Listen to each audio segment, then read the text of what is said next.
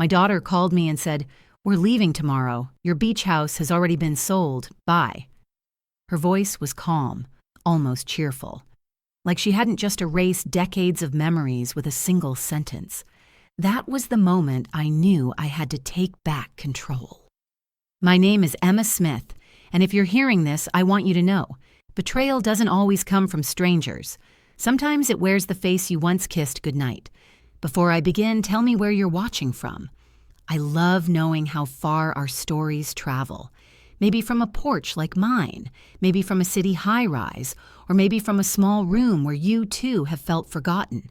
Now, let me take you back to the moment my world cracked open. I was sitting at my kitchen table, the smell of coffee and salt air wrapping around me, that comforting scent that only a seaside morning can bring. The same waves my husband and I used to listen to every sunrise still whispered through the open window. I was half listening to the hum of the refrigerator when my phone buzzed. Emily, my only daughter. My heart beat. I answered with a smile, expecting her usual chatter about the kids or her new business idea. But her tone was different, clipped, transactional. "Mom," she said, "Mark and I are leaving tomorrow." I frowned. "Leaving? Where?" "Out of state," she said. "We sold the beach house. You don't need to worry about anything. We handled it. The money's already transferred." The words didn't register at first. "Sold?" I repeated, my voice small, like it belonged to someone else. "Yes," she said quickly, like ripping off a Band-Aid. "We figured you didn't need the stress of managing it anymore. You're better off without all that upkeep.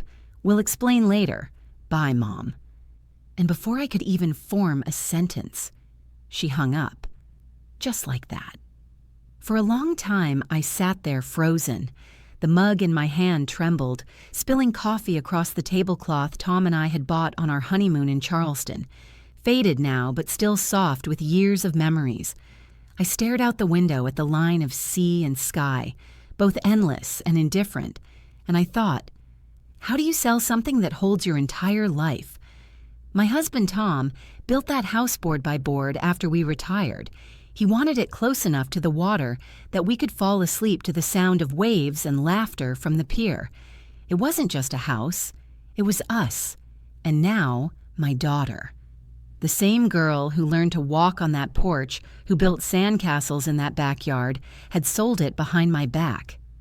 My throat burned as I whispered to the empty room, "Why, Emily?" But silence doesn't answer questions like that. The day dragged on like a bad dream. I replayed every conversation with her from the past few months, the times she'd offered to help with the paperwork while I was recovering from surgery, the cheerful texts about simplifying my life, and the way she'd changed the subject whenever I asked to see the property tax forms. It all made sense now. She had planned it. And worse, she thought I wouldn't fight back.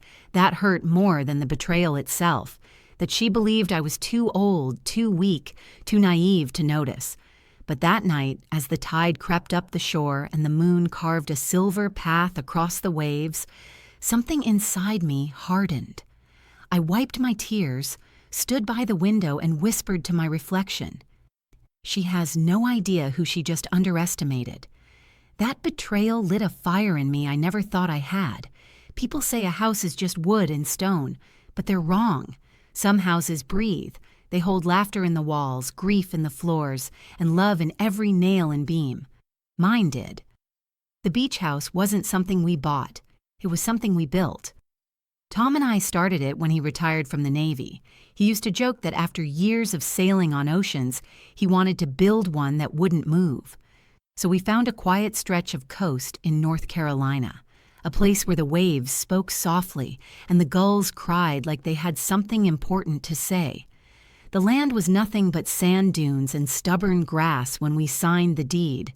Everyone said it was foolish, but Tom saw beauty where others saw work. He said, "Emma, this place will keep us young." He was half right.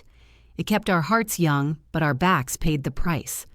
We spent that whole first summer painting walls in seafoam green and white. I remember him balancing on a ladder, singing off-key to Sam Cooke while I held the paint tray, laughing till my cheeks hurt. We named the house Sandhaven, our haven by the sand. After Tom passed, the house changed. The laughter quieted, but the echoes stayed. I'd sit on the porch at dusk with his old navy jacket draped around my shoulders, pretending he was just out back fixing something. The sunsets became my church. So when Emily began offering to help manage it, I didn't see danger. I saw kindness. I saw my daughter stepping up where her father once did. "Mom," she'd said one evening, pouring us both a glass of wine, "you shouldn't worry about all this. Let me take care of the property taxes, the maintenance, the paperwork. You should be enjoying your time." I smiled, grateful. "You're sure it's not too much?" "Of course not," she said. "You've done enough for me." I believed her, because I wanted to, because it felt good to be cared for. That first year, things seemed fine. She'd visit on weekends, bringing the kids, helping me with groceries. But small things began to change. I noticed the family photos from the hallway were gone one day. She said she was getting them reframed. The next, she wanted to repaint the living room to make it brighter. At first, I went along. I told myself she was just modernizing things. But there was something clinical about the way she looked at the house. Not like a daughter remembering childhood summers, but like an investor appraising property. One afternoon, as we sat on the porch, I said softly, "It still feels like he's here, you know, when the light hits the water like that. It's like Tom saying hello." She didn't look at the water. She just sighed. "Mom, you have to stop living in the past. It's just a house." Just a house. The words hit harder than she realized. I wanted to tell her that just a house was where she learned to swim, where we celebrated her first birthday, where her father held her when she broke her arm, and where he whispered to me in the last week of his life, "Promise me you'll never sell it." But I stayed quiet, because mothers do that sometimes. We swallow hurt to keep peace. Looking back now, I see all the signs I missed, the hushed phone calls, the realtor brochure I found in her bag that she brushed off as a neighbor's, the way she flinched when I mentioned renewing the insurance under my name. But love makes you blind, especially love for your own child. If I had trusted my instincts instead of my hope, I might have stopped her before she took everything. Yet even then, I didn't know the depth of her betrayal. That Tema would come later, slowly, cruelly, like the tide creeping closer when you're too tired to run. Grief has a way of softening your judgment. It tells you, be grateful for what's left. And when that what's left is your only daughter, you cling tighter than you should. So when the signs began showing, I did what mothers do best. I explained them away. It started small. Emily began talking a lot about the future. "Mom, beach properties are booming right now," she'd say while scrolling through her tablet. "You could make a fortune if you sold at the right time." I'd laugh it off. "Why would I sell? This is home." She'd smile, that polite, patient smile children give their aging parents. "I know, Mom. I just mean it's good to have options." Options. That was her word, her gentle way of saying change. Then, little by little, her visits stopped feeling like family time. They felt like inspections. She'd walk from room to room, taking pictures on her phone. "Just for reference," she'd say. Once I caught her measuring the kitchen counter. She told me she was helping a friend remodel. I wanted to believe her, so I did. One day, a man came to the door wearing a crisp blue shirt and holding a clipboard. "Good afternoon, ma'am," he said. "I'm just here to confirm the property details for the listing." "The what?" I asked, tightening my grip on the door frame. "The listing," he repeated, flipping through his papers. "This is 142 Ocean View Lane, correct? The Smith. Residence." My heart skipped. "Yes, but what listing?" He blinked, confused. "Oh, I apologize. Maybe there's been a mix-up. I'll check with the agent." He tipped his hat and left. When I asked Emily about it later that evening, she laughed. "Oh, that must have been the insurance surveyor. You know how these companies they always send the wrong people." Her laughter was too loud, too practiced. Still, I smiled, pretending I believed it, because that's what I'd always done. believe her. A few weeks later, I was sitting by the window when she stopped by unexpectedly. "Hey, Mom," she said, setting down a stack of envelopes. "I need you to sign a few documents, just routine stuff for the insurance." She slid them across the table, her nails tapping lightly on the paper. My eyesight wasn't what it used to be, and the print was small. She stood there smiling, watching me sign every page. When I handed the pen back, she leaned down and kissed my forehead. "You're the best," she said softly. I felt a warm swell of pride. That moment, that tenderness, I clung to it. If only I'd known what I was really signing. The next month, I noticed the mail started going to her address instead of mine. The property tax bill didn't arrive. The utility company called to confirm a change of ownership. When I confronted Emily, she sighed like I was being difficult. "Mom, it's just a clerical thing. You worry too much." But her eyes darted away when she said it. And then came the moment that should have told me everything. We were at dinner one night. Her, Mark, and me. She was swirling her wine, talking about her dream of moving to Florida. "A new start," she called it. Mark chuckled. "With that house money, we'll be living oceanfront ourselves." I looked up sharply. "What house money?" Emily's hand shot out to grip his arm. "Mark!" she hissed. Then turning to me with a laugh that sounded like glass breaking, she said, "He's kidding, Mom. You know how he jokes." But the color drained from her face. That's when my stomach turned cold. Something inside me whispered, "You've been tricked." Still, I said nothing, because I was terrified of what the tema might be. That night, I lay awake listening to the waves crash against the shore. Each one sounded like a warning I had refused to hear. I thought of Tom, of his promise to protect me even after he was gone, and somewhere deep down, I knew he was trying to tell me to open my eyes. But when I finally did, it was already too late. The day everything came crashing down didn't start with thunder. It began quietly. The kind of morning that tricks you into thinking life is still gentle. The sun was soft on the curtains, the gulls were calling outside, and I was making pancakes when my phone rang. Emily's name flashed across the screen. For a heartbeat, I thought maybe this was the day she'd apologize for being distant. But instead, her voice was cold, rehearsed. "Mom, just wanted to let you know. We're leaving tomorrow. The beach house has already been sold. The papers are finalized." The spatula slipped from my hand and hit the floor. The sound felt louder than the ocean. "Sold?" I whispered. "What do you mean, sold?" Her tone sharpened, like I was inconveniencing her. "Don't make this harder than it is, Mom. You haven't been using the house anyway.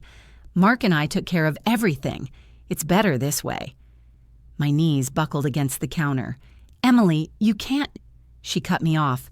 "Look, it's done. We'll send your portion of the money once the transfer clears. Don't worry about the details. I'll call you when we're settled. Bye." And just like that, my only daughter hung up. The silence afterward was unbearable. I stared at the phone, waiting for it to ring again, waiting for her to laugh and say it was a misunderstanding. But the seconds turned into minutes, and the tema settled like dust in my chest. She wasn't joking. I didn't cry right away. I just stood there, gripping the counter, my breath shallow. Then, like a wave breaking too close to shore, the memories hit. Tom painting the shutters blue, Emily chasing sand crabs with a bucket. Our first Christmas after his passing, when I'd sat by the fire in that same house and whispered to the ceiling, "Thank you for this home, Tom, for everything." Now it was gone, not by fate, not by storm, but by the one person I trusted most. I drove straight to the house. My hands shook the whole way, the steering wheel slick with sweat. When I turned down Ocean View Lane, my heart sank. There it was, sold, printed in bold red letters across a sign staked deep into the sand. A car was parked in the driveway. Two young strangers stood by the porch, pointing at the windows, chatting excitedly. I watched as one of them unlocked the door. My door. I stumbled out of the car and called out, "Excuse me, what are you doing?" They turned, startled. The woman smiled politely. "Oh, hi, we're the new owners. The realtor said the previous occupant already moved out." Previous occupant. I couldn't find words. My throat burned. My vision blurred. The house looked different already, like it didn't recognize me. The curtains were gone, boxes stacked in the hallway. "Are you all right, ma'am?" the man asked. I nodded weakly. "I'm fine," I lied. I backed away slowly, trying to breathe as the ocean roared behind me. I drove to the pier and sat in my car until the sky went gray. When I finally cried, it wasn't soft. It was guttural. An animal sound pulled from somewhere deep inside. How could she? How could my daughter look me in the eye, help me into bed after my surgery, hold my hand, and then steal the last piece of my life that still felt like mine? People walking by stared, but I didn't care. I was a woman stripped bare, watching everything she'd built crumble in a single phone call. By evening, I forced myself to go home. I couldn't eat, couldn't sleep. I sat in the dark, listening to the sea wind battering the windows. And then I heard laughter. 2 young men walking past the street outside, joking about that old house finally selling for a fortune. Something inside me snapped. I wiped my face, stood tall, and whispered into the dimness, "No, not yet. This isn't over." The pain was still raw, but beneath it, something fierce began to take root, something that felt like strength. Because if Emily thought she could erase me from my own life, she was about to learn just how wrong she was. The morning after that call, I woke up feeling hollow. Not angry yet, just empty, like the tide had gone out and taken every part of me with it. But somewhere between that silence and the second cup of coffee, a voice in my head, my husband's voice, said, "Emma, you're not done yet." So I picked up the phone and called someone I hadn't spoken to in years, Mr. Lawson, our old family lawyer. He had handled Tom's will after he passed. I remembered his deep, patient voice and the way he always called me Mrs. Smith, even after telling him 100 times to just say Emma. When he answered, I almost cried just hearing his calm tone. "Emma, it's been too long. What can I do for you?" I told him everything. Emily's call, the sale, the signatures she'd tricked me into, the insurance papers that weren't. I could hear his breath tighten through the line. "Emma," he said slowly, "do you remember the trust clause Tom insisted on adding when you built the beach house?" I frowned. "The what?" "The ownership clause," he said. "Your husband wanted to make sure the property could never be transferred without your consent while you were alive. The land was purchased under a limited trust, half under your name, half under his estate. Emily couldn't have legally sold the full property." I sat there, stunned. "Are you saying she sold something that wasn't hers?" He paused. "Exactly. She could transfer the land rights, but not the structure. The home itself remains yours. Whoever bought it will soon discover they only own sand, not the house that sits on it." I laughed. Not out of humor, but disbelief. The universe had just handed me back a piece of power I thought I'd lost. That afternoon, I went to the county clerk's office to confirm it. The clerk, a kind woman named Teresa, helped me dig through the records. When she found the trust documents, she smiled gently. "Ma'am," she said, tapping the file, "whoever handled that sale is in trouble. This trust is airtight. You can't sell a property you don't fully own." I thanked her, shaking, and stepped outside into the salty wind. For the first time in weeks, the ocean didn't sound like grief. It sounded like justice coming in waves. I drove back to the beach house, parked across the street, and watched the new owners unloading furniture. My house, my memories, being boxed out and replaced. And yet, I wasn't angry anymore. I was focused. I took pictures of everything, every truck, every realtor's sign, every name tag. Then I called Mr. Lawson again. He didn't even let me finish. "I've already filed a cease and desist order. They'll have to halt the sale pending review. And Emily could be charged with fraud for falsifying ownership documents." Fraud. My daughter. The word pierced deep. Not because she deserved pity, but because I remembered when she was small, when she'd hold my hand so tight at the boardwalk because the waves scared her. Somewhere between that little girl and this woman, something precious had broken. Still, I couldn't let her destroy what Tom and I built. That night, I sat on the porch of my small apartment, the one I'd moved into after my surgery. I watched the sea through the thin mist and whispered, "Tom, we're not done yet, are we?" A breeze moved through the palms like an answer. I smiled. "All right then, let's finish this." For the next few days, I gathered every document, every receipt, every email Emily had sent about helping me manage the property. I kept them neatly stacked, labeled, and ready. I wasn't just a grieving widow anymore. I was a woman preparing for battle, quietly, patiently, the way only someone who's been underestimated her whole life can fight. Emily thought she'd close the book on me, but what she didn't know was that her signature had written the first chapter of her own undoing. When I finally stood at Emily's front door, the sky was heavy with rain. I hadn't planned to visit her that day. Not exactly.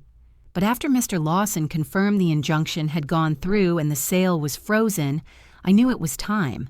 Not to scream or accuse, but to look my daughter in the eye and see if there was even a shred of the girl I once knew. Her neighborhood was one of those new suburban developments.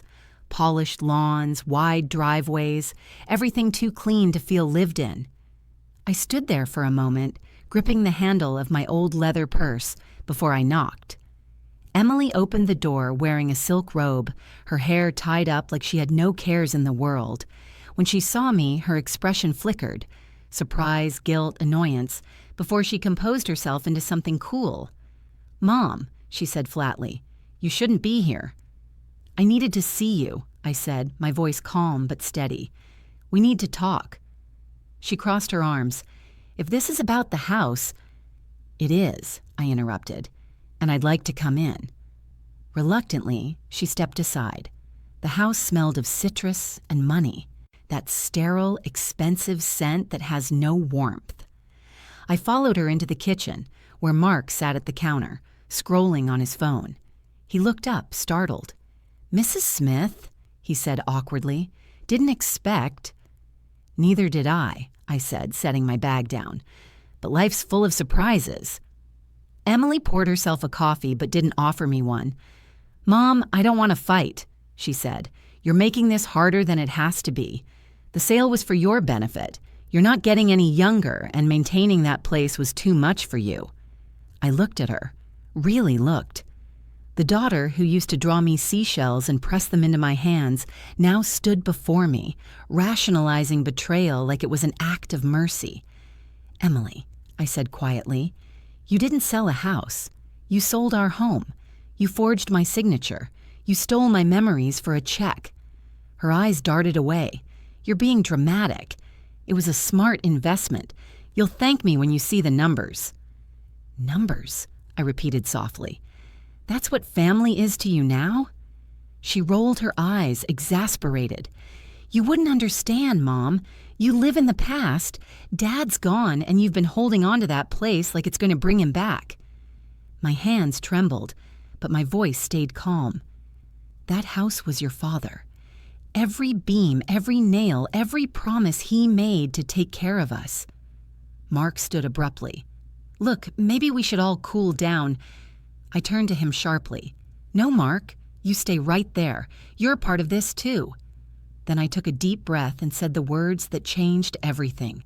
"You sold half a house you never owned." Emily froze. "What?" I smiled faintly. "The trust your father created protects that property. The land transfer you faked doesn't cover the home. You sold sand, my dear, but the house still belongs to me." She blinked, confusion flooding her face, then panic. "That's not possible. The realtor—" "Has already been notified," I said. "The sale's frozen. Mr. Lawson filed the order this morning." Her hand shook as she set down her cup. You called a lawyer?" "Of course I did." Mark muttered something under his breath. "A curse, maybe." and stepped away from the counter. Within seconds, Emily's phone buzzed. She looked at the screen and her face drained of color. "It's our realtor," she whispered. She answered, her voice trembling. "Hello? Yes, this is she. What do you mean, the sales invalid? No, we can't fraud." She dropped the phone like it burned her. For a long moment, the only sound was the rain hitting the windows. Then I said softly, "I didn't come here to ruin you, Emily. I came here to remind you who you were raised to be." Her eyes filled with tears. "Mom, I just wanted a better life." "You already had one," I said. "You just couldn't see it." I turned toward the door. "You'll hear from Mr. Lawson about the next steps. I hope someday you'll understand why this had to happen." As I stepped outside, thunder rolled across the sky. I pulled my coat tighter and whispered to myself, "You built a house on lies, Emily, and lies always wash away with the tide." The rain fell harder, but for the first time in months I felt light, because justice had come, not with shouting, but with Tema. The morning after the confrontation, I woke before dawn. The sky was still dark, the sea whispering somewhere beyond my window, and for the first time in months, I felt no weight pressing on my chest, just air. Clean, cool, and honest. I brewed my coffee and watched the horizon blush into light. The world had kept turning, even through betrayal, even through heartbreak, and somehow so had I. Later that week, I met with Mr. Lawson one last time. He smiled as he handed me the final court document. "It's all official now, Emma. The property is fully back in your control. Emily's transaction is null and void." I traced my fingers over the paper, the embossed seal catching the light. "So, it's mine again?" He nodded. "Yes. Though, temafully, I don't think it ever stopped being yours." I laughed softly, the kind of laugh that trembles between relief and disbelief. A few days later, I drove down to Sandhaven. The air smelled like salt and second chances. The sold sign was gone, the driveway empty. The new buyers had already backed out, relieved to recover their losses once they realized the sale was a legal disaster. When I opened the front door, the hinges creaked, welcoming me home. Everything looked smaller somehow. Not because the house had changed, but because I had. I'd seen what it meant to lose everything and fight to reclaim it. Dust motes floated in the morning sun as I walked through the rooms. The kitchen, the porch, the living room, all silent witnesses to my life. I ran my hand along the wall where Tom's height marks for Emily still showed faintly under layers of paint. "Still here," I whispered. I made tea and sat on the porch. The ocean spread out like a promise before me. For the first time, I didn't think about revenge or justice or loss. I thought about peace. Emily called a week later. I almost didn't answer, but something in me needed closure. Her voice was small, stripped of the sharpness it once carried. "Mom?" "Yes." "I got the court papers," she said quietly, "and the letter from Mr. Lawson." Silence hung between us, heavy, uncertain. Finally, she said, "I'm sorry." I didn't say anything. I just let her words drift through the line, carried by static and sincerity. "I thought I was helping," she continued, voice cracking. "Mark, he pushed for it. I went along. I thought if we sold it, we'd finally be secure. But I see now, it was never mine to sell." I closed my eyes, breathing in slow. "Emily, you didn't just sell a house. You sold trust. And that's something you can't buy back with apologies." She sniffled. "I know. I don't expect you to forgive me." I hesitated. "Forgiveness isn't a gift, Emily. It's a release. I forgive you, not because you deserve it, but because I don't want to carry this anger anymore." She cried softly. "Thank you." When the call ended, I sat there for a long while, staring at the ocean. It wasn't triumph I felt. It was stillness. The next day, I invited the grandkids for the weekend. I wanted them to see Sandhaven not as a battlefield, but as a place of roots. We baked cookies, told stories about their grandfather, and built sandcastles just like Emily used to. As the sun dipped low, painting everything in gold, my oldest granddaughter looked up and said, "Grandma, you smile different now." I smiled wider. That's because I finally remembered who I am. Nansing Tui. When I walk along the shore at dusk, I can hear Tom in the wind. Not words, just a feeling. Pride, peace, continuity. Life has a way of breaking us to show us what we're made of. Emily broke my trust. But in the pieces, I found something stronger. My voice, my will, my fire. And as I stand here watching the waves reclaim the shore, I realize something beautiful. The house stood firm through every storm. And so did I.